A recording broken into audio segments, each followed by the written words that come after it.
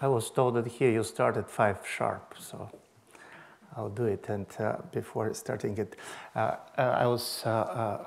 my wife was asking me about the specificity of the lectures here, and I said, listen, the biggest problem is that you don't know how many people have listened to the previous lectures. So probably somebody is coming just for this one. So all the time you're kind of tempted to say something that you said before, but then being serious Bulgarian wife, she said, are you sure that somebody come more than once? So from this point of view, at least, yeah.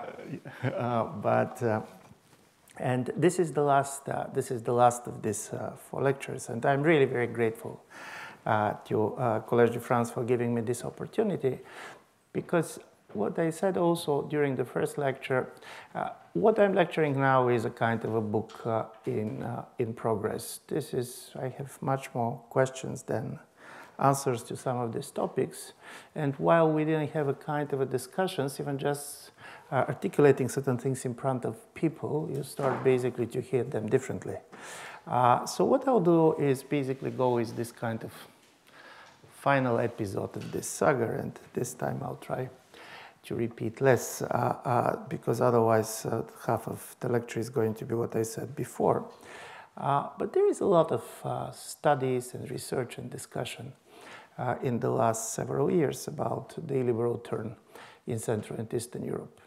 And I like the word illiberal because, unlike populist or right-wing, this is not a term that was basically labeled on the political actors like Mr. Orban, but this is the term that they use themselves.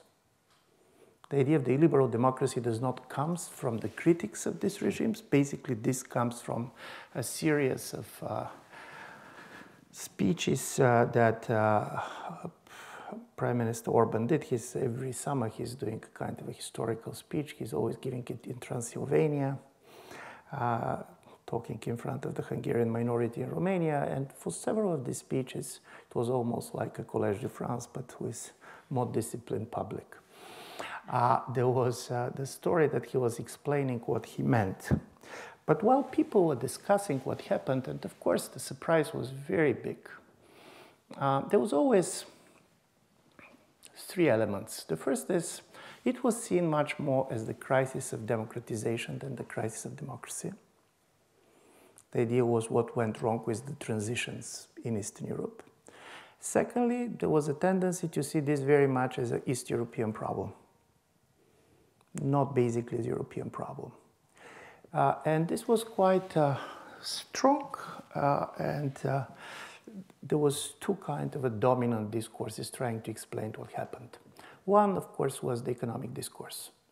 And when people have been asked why basically governments like the PiS government in Poland or Mr. Orban have been elected, one of the popular explanations was that you have the economic losers of the reforms that have been mobilized by these governments, and this is why they came to power. In the beginning, some of these arguments were much more convincing than they are now. And to be honest, it was quite convincing in the case of Hungary when in 2000 Mr. Orban was first elected, but it was not particularly convincing in the case of Poland, because when PiS came to power in 2015, and for sure there was losers of the reforms, and there was people who basically have been very much hurt by certain economic policies. But keep in mind that Poland was the fastest growing economy in Europe in the last 20 years. Secondly, contrary to some other countries, the social inequality in Poland has been declining, not increasing. So this was not the classical explanation. And thirdly, if you go at the voters' base of PiS, of course you're going to see some of the losers of the reforms, but you're much more going to see how important was the territorial distinction. The urban-rural divide, what we have been talking about. It was not so much about incomes. It was much more where do people live. It was very much what in French discourse is going to be the periphery, and how they have been seeing what was going on. So when in 2015, after basically PiS was elected, there was an interview with Adam Przeworski, one of the classics in democratic theory, and they asked him how he's going to explain the peace victory in terms of democratic theory.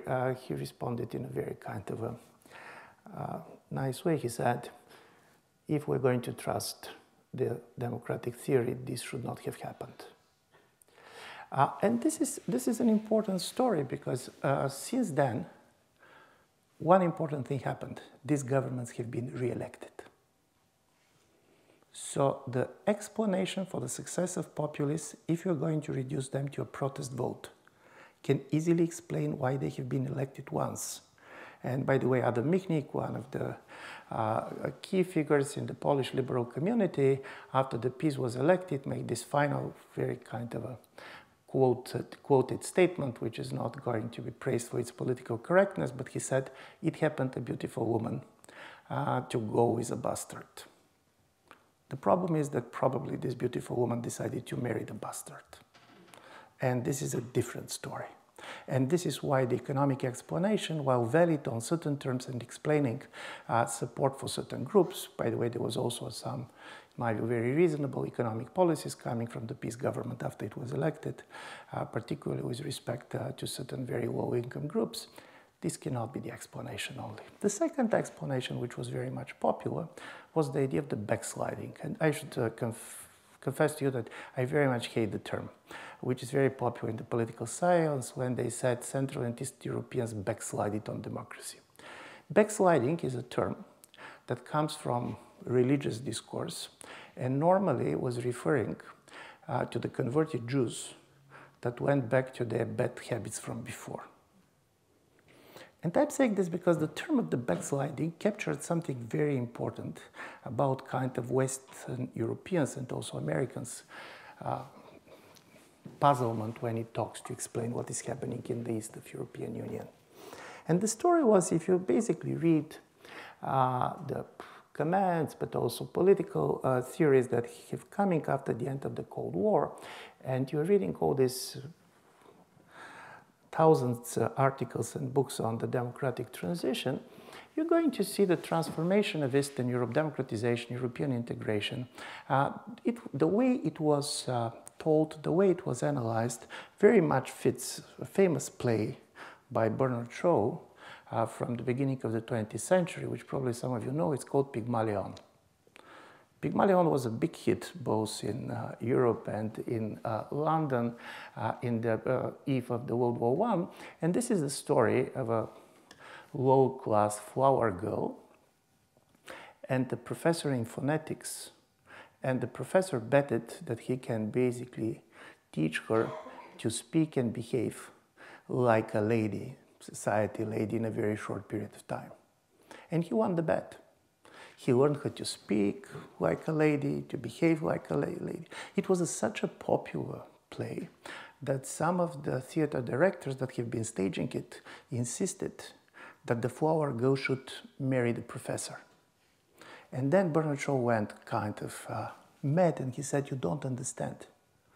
They can never marry because he is going to treat her like a student while she wanted to be treated like a lady, because she learned to be a lady. So they didn't marry.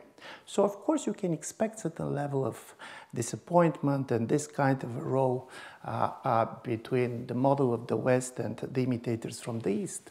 But with the emergence of illiberal regimes in Central and Eastern Europe, something different was happening. And from this point of view, of course, Hungary was much more important than Poland. Because it was not anymore, in the beginning, you have the feeling that you're just watching Pygmalion and the problem is the professor going to marry the girl? But then you understand that it's not about Pygmalion, it's about Frankenstein. In a certain way, you have the creator who basically created a monster that tries to destroy him.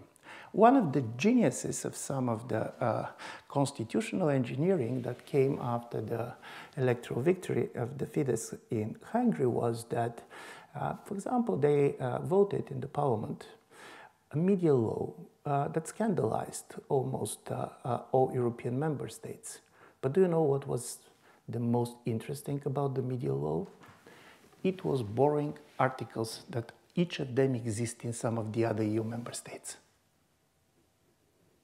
It was obviously an illiberal legislation, but all of it was assembled by parts that have been part of a liberal constitutions in other places. And the story, can you have illiberal regime under the cover of a liberal constitution, was the biggest issue. And this type of discussions and this type of analysis of what was happening in Central and Eastern Europe, and of course Hungary and Poland have been the most visible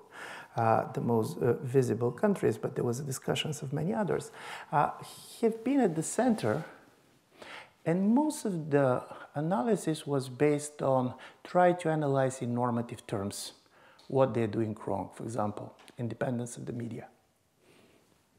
Obviously, there is a huge problem with the try to dominate the media, and in the case of Hungary, you have a concentration of media power that you're not going to see even in some of non-democratic countries, honestly speaking.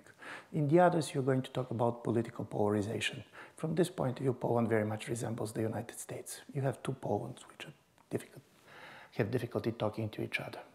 But when I was reading all this analysis and also being partially part of them, I had the feeling that we're missing three things, and this is where this basically lecture series comes from. First, we can explain what the governments are doing, but in order to do it, we're trying basically to reduce them simply as norms violators. They're doing something different than we expected them to do, but we're not very good at explaining why they're doing this. Is there a project? Or it is simply about preserving power? And secondly, if they understand why they're doing it, why they're concentrating power, why a sizable part of the population supports them? And this is a reality. And this is, you cannot explain everything by media control. So how it happened, what is behind it, what kind of anxieties they have been captured in order to get this support, and certainly to what extent the emergence of these regimes are telling us something about the future of democracy, but also the future of the European Union. So then is when very much I tried to look around and the problem of demography came up.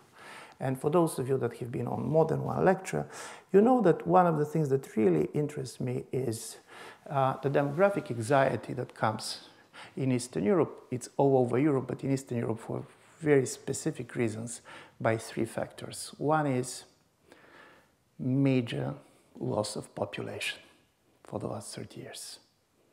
Demographically, and I'm repeating it because it's important to see the scale, many of Central and East European countries lost up to 10 or 15% of their population. And the result was low fertility rates, but honestly speaking, fertility rates on the European average level, but also because of outmigration. A lot of young people have left the countries, and not only young people. They're here, they're studying, and so on. And this created a particular kind of attention because these regimes became very visible from outside during the refugee crisis of 2015, being very much hostile to the migrants in the absence of migration, because none of our countries has a big refugee population as a result of this crisis. But people didn't understand that one of the drama of East Europeans in this moment was that the best thing and the worst thing that has happened to us is the same thing, opening of the borders. The best because all of us are totally benefiting out of it, and being here, I'm a classical example of this.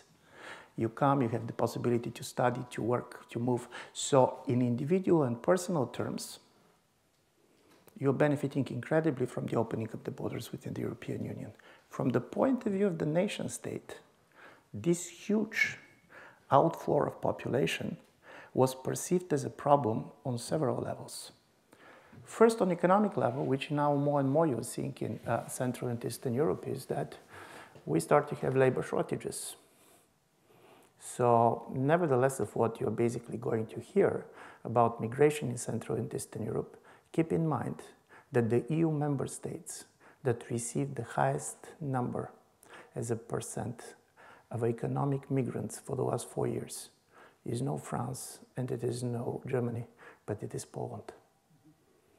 2 million Ukrainians now work in Poland, including, by the way, 20,000 Pakistanis. So because of Because of this kind of out-migration, basically in order to sustain their economies and to sustain their labor markets, all of these countries open themselves while not talking much about it.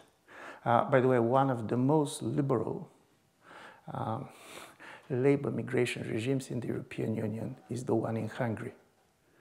The only problem is that, of course, they prefer to get so-called golden visas, rich Chinese and others coming and basically investing in the country, but very easily giving them the residence and possibility to live there. The second thing that comes as a result of the out-migration is, and which is going to be important for the further argument that I want to do, is you had a major change in the electoral mixture of society, because mostly younger people are living, and people who are much more mobile. People like to talk about brain drain. It's not only brain. Everything was draining. Different type of people were living there. It's not only the best educated. But one of the things is that you start to have even more generational asymmetry than you have in the Western societies. In a certain way, Central and East European society starts to misuse. If you see at the electoral body, you're going to see that the number of people under 30 voting is around 15%. This is kind of a disbalance that is critically important for any democracy, because it changes the time perspective, how far you're ready to plan, how much you're basically trying to do it. And thirdly, what Central and East Europeans discovered was that it's not simply that people are living, but out-migration is also transfer of money from the East to the West. Because all money invested in the education of these people who left, in a certain way, live with them. And while there was a lot of talks and studies about, and there was a huge amount of money that had been transferred from the West to the East, this transfer from the East to the West became visible very much around this type of migration and immigration debates, but also it became very visible around COVID, because one of the areas in which this is very visible is in the public health. As you know, I don't know how is France, but Germany is lacking 100,000 medical professionals in order basically to fit the system. So if you're East European and does not need to be even the member of the EU, if you're Serb or Albanian or Kosovars, and if you have a medical education, be a nurse or a doctor, you're immediately going to get a job and residence in Germany, immediately.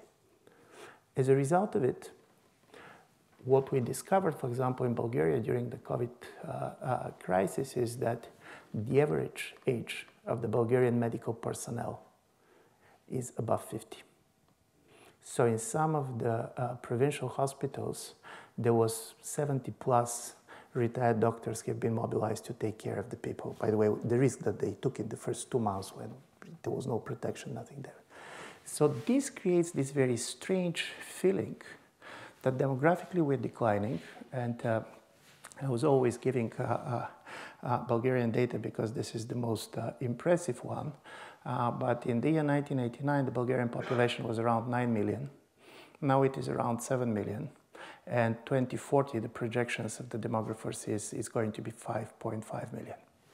So the idea of the demographic decline, which is also perceived as a decadence, as kind of a major loss, created this sentiment in which you have a societies which otherwise extremely pro-European. From this point of view, you don't have the idea of exiting the European Union. From this point of view, what you have even on East European far right is very different than what you have in Western Europe.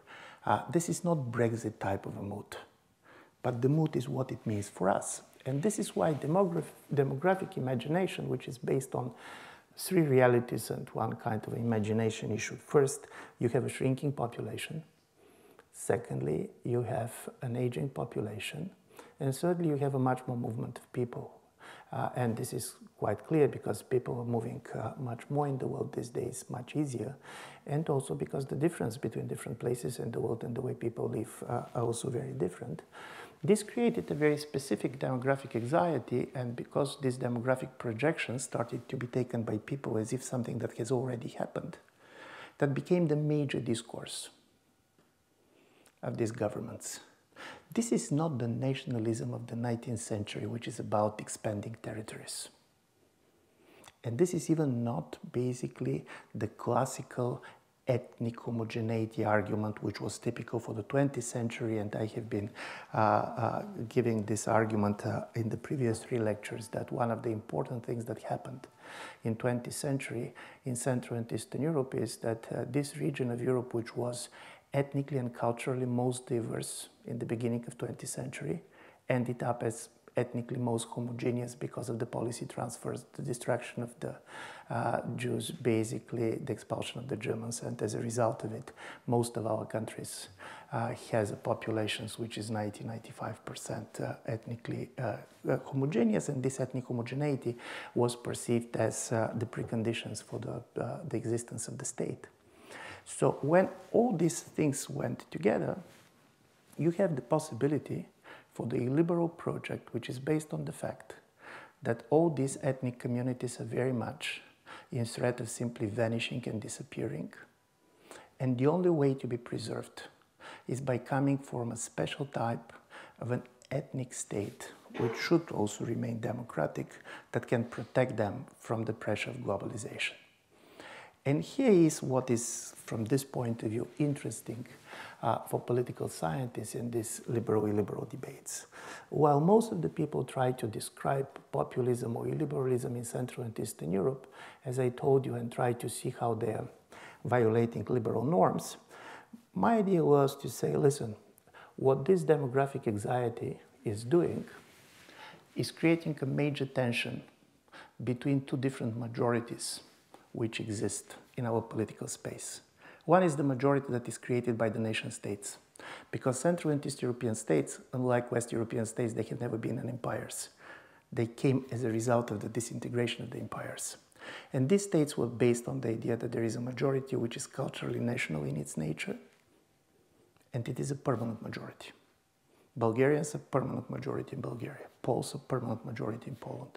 Hungarians are a permanent majority in Hungary. And then comes the moment in which, with the democratization, democracy is not about permanent majority. Democracy is about all the time changing majorities. Because in a democracy, majority is produced in every elections, and this basically majority can have a very different composition. You can have minority parties being part of it. It can be defined differently. But there is a tacit agreement that the democratic majority produced on the elections cannot challenge the cultural nature of the state. And then you have a democracy in the ethnic states, which was not problematic to the extent that the states have been very homogeneous.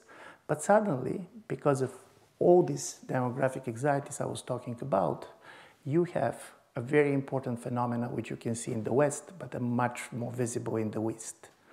This is the phenomenon of the threatened majority. This is a big majority groups that starts to have all the fears of a minority groups. You have the fear that you're losing power, basically that. And here is a very important also ethical issue. Should you feel sorry for them? Is this basically defense of identity, or is this defense of power? And if different groups are going basically to frame it very differently, what exactly basically you're trying to preserve, your power or your identity. But keeping in mind that you're talking also about very small ethnic group and nations, the fear that you're going to lose your language. And by the way, it's not for the first time. You go back to the 19th century and you're going to see the fear of all these ethnic communities that they're going to lose their cultural identity. For example, in the 19th century, Isaiah Berlin is quoting 2 teachers in Czech language talking to each other, and one said, we're probably the last generation that speaks Czech, because now everybody is going to speak German, because the German was the language of the educated classes. In Bulgaria, it was very much with the problem of the Greek language at the end of the Ottoman Empire. This was the language of the educated classes, the people who basically wanted to get status. So this is why this story of the rights of majorities and what it means to defend majorities in a political system in which they have the numbers, and basically democracy is defending them, is the biggest issue. And here what I'm claiming is that if we're going to see liberalism and illiberalism not simply as the violation of liberal rights, not simply as the corrupt nature of certain political regimes, not just the historical legacy of certain societies, but as two political projects, then, and you're going to hear this for the fourth time, but for me this is so important, my methodological starting point is a poem by Brecht in 1953 in a totally different context, when he said, if the government does not like the people, why the government decided not to dissolve the people and to elect a new one? The fear that the government can come and they can elect the people different than the people that exist became the major preoccupation, and these parties are saying, we're here not to allow this to happen. So as a result of it, suddenly the right to vote, the right to be part of political community became an ethnic privilege. The difference between East and West is exactly what kind of people you want to elect. How you're imagining that in a period in which you're going to have these demographic changes going for a longer time, how you're going to deal with the new diversity. Because normally people said, but people have been always moving. Here's the difference. In 20th century, people have been moving, and as a result of it, states were becoming more and more homogeneous. Now people are moving, and states are becoming much more and more diverse. The movement probably can be the same. You can imagine how actively people have been moving during the wars. From the point of view of the political democracy, this is critically important because democracy is also a numbers game. In a democratic narrative, power changes when people change their mind, but power changes also when population changes. And this is why, on one side, you have the liberal response to this new diversity, in which is we'll try to come with a type of a political identity which is reduced in its kind of a cultural intensity, so it makes it easier for others to become part of it.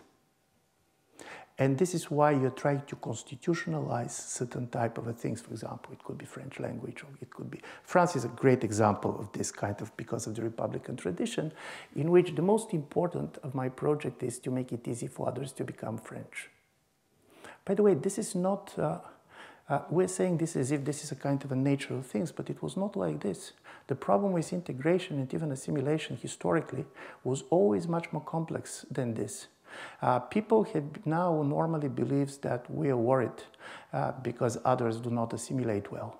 But don't forget, the biggest problem with the German Jews in the eyes of the Nazis was that they assimilated too well. That you cannot distinguish between German and Jew, because the Jews knew Goethe better than the Germans. So from this point of view, there is this problem. If others can easily become like me, who am I? And I'm saying this because, of course, this when you have this liberal project, it also is going to have its difficult moments. And the difficult moments are coming answering the biggest question. What is a state if it is not a nation? And if this is the case, first, how easy, when you said, let's make people French, it's more difficult than ever before to know exactly what it means to be French, or to be Swiss, or to be German. And secondly, do you have a moral right, and how far you can push others to do it, particularly when you have a flourishing type of identities everywhere, and for people very much important to express their uniqueness, their differences. We're living in a society in which everybody wants to be unique. And this kind of a cultural trend to be different is very different than the type of cultural context which existed in the time of a kind of a classical civic nation, went through armies, through industrialization, through a totally different way of life. It was much more easy to make out of peasants French. And on the other side, and this is going to be an issue. It's going to be defined in all different countries. But this is the liberal project. Make it easier. Try to diminish the ethnic nature of the state in order to make it easier for the others. And then you have the illiberal project. And the illiberal project is not about closing the borders. And for me, this is very important, because then people are going to be surprised to see how many foreigners you're going to see in these countries. This is closing the body politic. Strangely enough, and this probably psychologically is not difficult to explain, but people have most difficult to understand when somebody is adopting things that they have been just rejected yesterday. what you see, what is the logic of East European illiberal governments towards foreigners, this is the classical German, but also French from this period, politics of guest workers. You can come, you can work, but I don't have an interest and incentives basically to make you German. You're here, move. You can go back if you want, or you can go somewhere else. For me, integrating you is not perceived as a political incentive. I need you for special labor. I'm very much doing this. And this is interesting because in a classical history of the development of rights, and this is famous Marshall three-stage development, basically he said it was 18th century when basically Europe discovered the right of religion, the right of expression, and then it came 19th century with the political rights, which was basically the right to be part of a political party, to association, and of course the right to vote. And the right to vote had been expanded, and from the political privilege, it became kind of a right for the citizens. And thirdly, and he said the most contested rights is the rights in the 20th century about social rights. What is happening in the illiberal response to this globalized world is that it is not the social rights that are most contested, paradoxically, but the political rights. Most of the people who are going to come and work in Bulgaria or Hungary or Poland, they're going to have some of the social rights. What they're not going to have is going to be the right to vote. And from this point of view, you're going to have the interesting composition of the body politics, and this is something that I'm very much interested to continue to work on, because my question is, what kind of a democracy you're going to have, and what kind of problems you can solve in the electoral politics if 20–25% of the people who are on the labor market do not have the right to vote, 40 to 50% of the voters are on a retirement age, and 10 to 15% of those who are voting are living outside of the country, so they do not pay taxes in the country. This kind of connection between taxation and participation, between economic activity and political activity, has been very much divorced. And this is quite important because if this is the case, it's very difficult, many of the economic issues, to be solved on this level, because the stakeholders have a very diverse interest on this. Then, day by day, democratic politics is becoming about identity, about symbolic politics. And I'm saying this, and of course, this kind of understanding of politics is also very well seen if you see how the certain governments are trying to change the electoral laws and to try to make it clear that for them this symbolic politics is critically important. In the Hungarian electoral law, Hungarians living outside of Hungary have the right to vote. And there, as you know, big Hungarian minorities in Serbia, in Romania. Hungary was a country which, after the World War I, lost almost 2/3 of its population as a result of the treaties. But here's an interesting difference. If you're Hungarian who is living in Romania, in Transylvania, you can vote by post.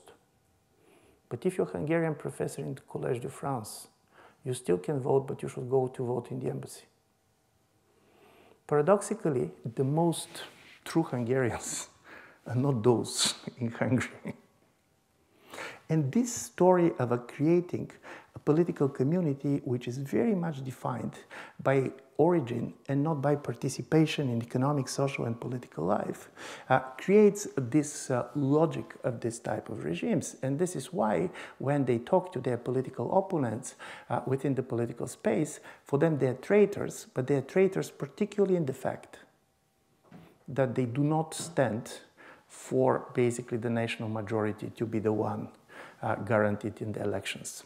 So from this point of view, in order to show how much it is contested on a day-to-day basis, let's give you two examples. And on the last, in the last lecture, I shared with you that many of the problems that Central and East European countries face are not very different than the problems that Israel faces, being a democracy in the ethnic state.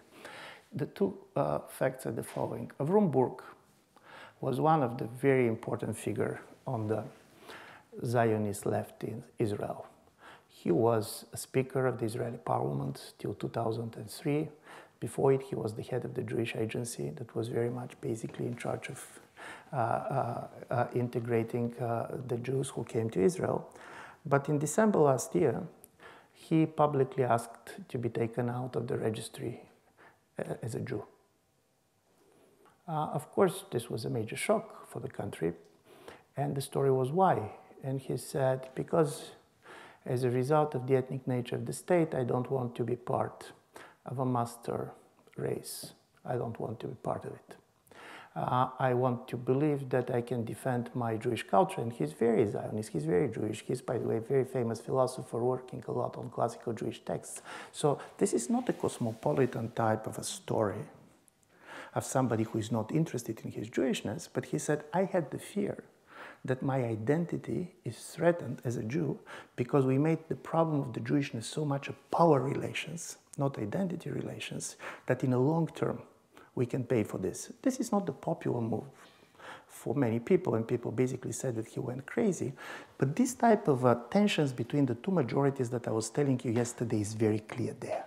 And on the other side, just several days ago, after the Polish Constitutional Court, which is very much, and this is not a secret to anybody, under the influence of the government, decided to declare that basically Polish constitution has a priority over the European legal order, there was a major demonstrations in several cities, including Warsaw, in which we have around 100,000 people, but it was not the interesting one.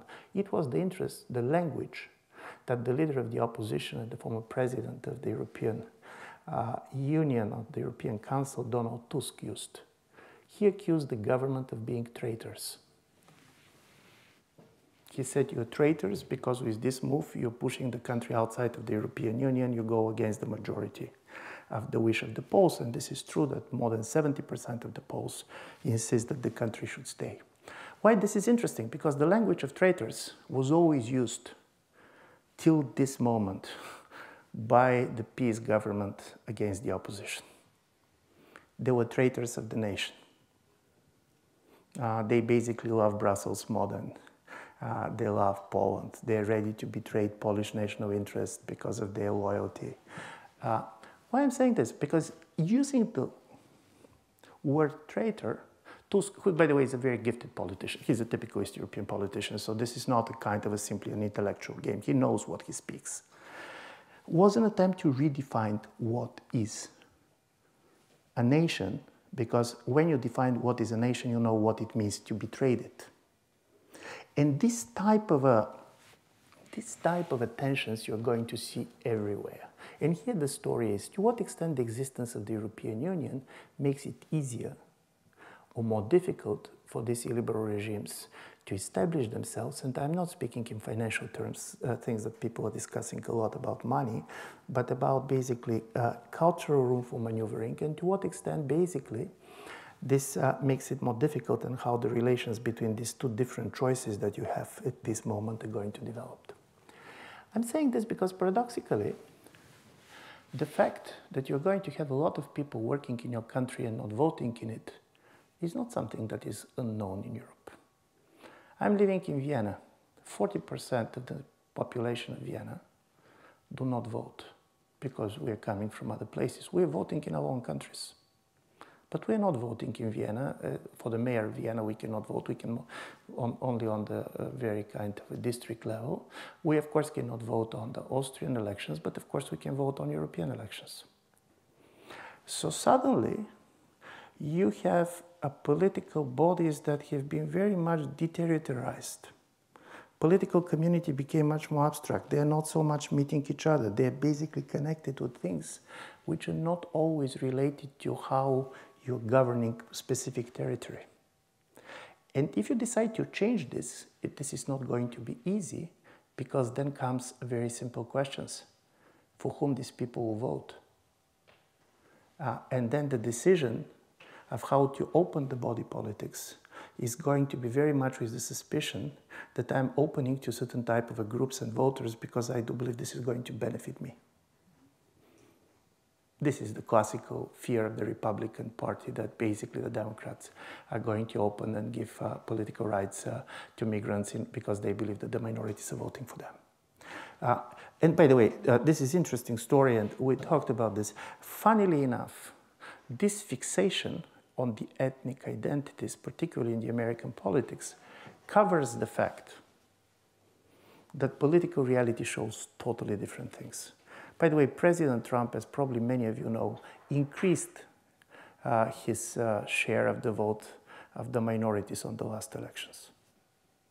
What is even more, in year 2000, when George W. Bush was elected for the President of the United States, the Republican Party strategists were sure that opening of the borders to migration from Central and Latin America is the way to create a permanent Republican majority, because many of these people are Catholic believers, much more conservative on social issues, be it abortion, being also some other issues. And thirdly, most of them start their life in the United States, in the states that are governed by the Republicans, so their socialization goes this way, and George W. Bush got around 40% of the vote of the Latino voters.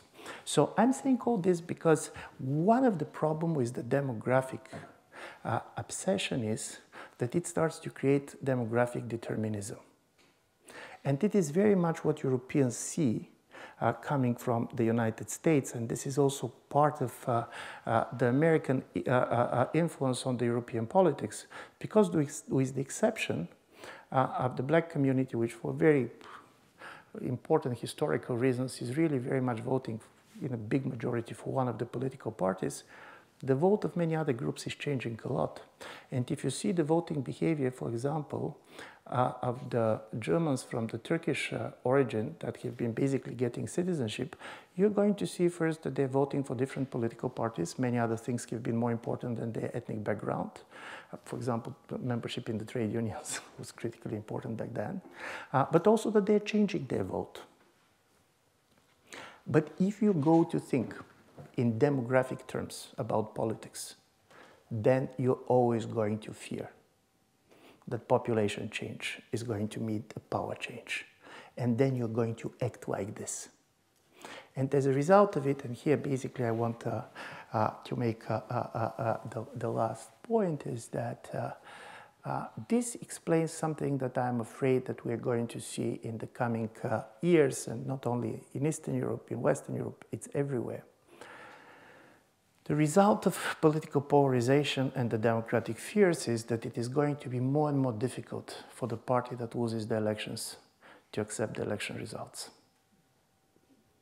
Because they always are going to believe that the moment they lose, a different population kind of a decision can be taken, which is going basically to hurt them.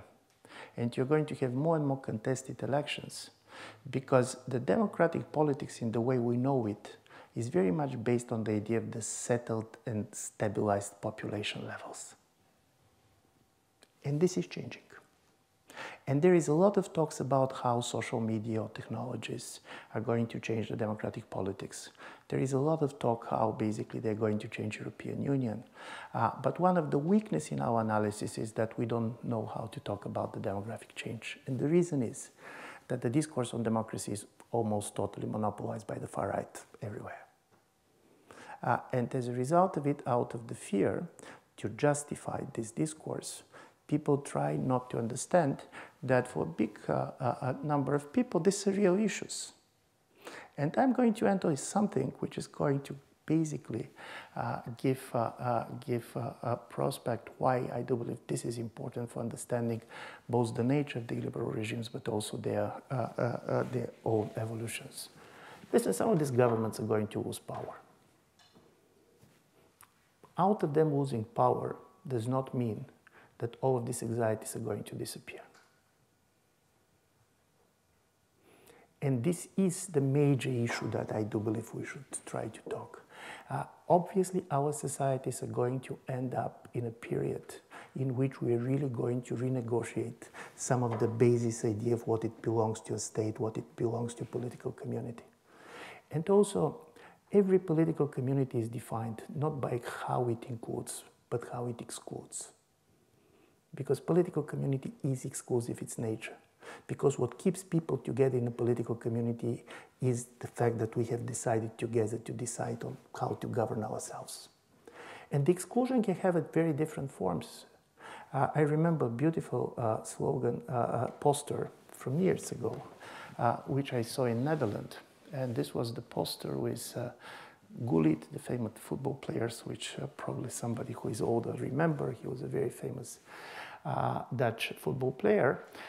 And the text was,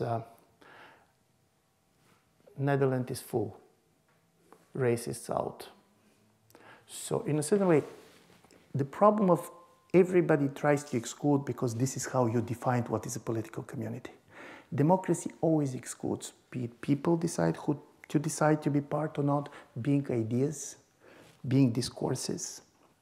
And as a result of it, to try to minimize the importance of some of this demographic anxiety of the people, the fact that they're going to age and they don't know exactly how it's going to be, the fact that many of them basically have the feeling that they cannot imagine their societies in 20, 30 years, is going to be at the cost of making basically our democracy legitimate in the eyes of our own citizens. So as I was trying to say when I started this series of lectures, what I like about Collège de France, of what I have read about it, is that this is a place where people are tolerated even when they just come with questions than when they come with answers. But I have the feeling that we reach the moment in which asking the right questions is becoming even much more difficult to come with any type of an answers. So I want really to thank you very much for wasting your time listening to my questions. I'll be very happy if somebody has any questions to try to answer them.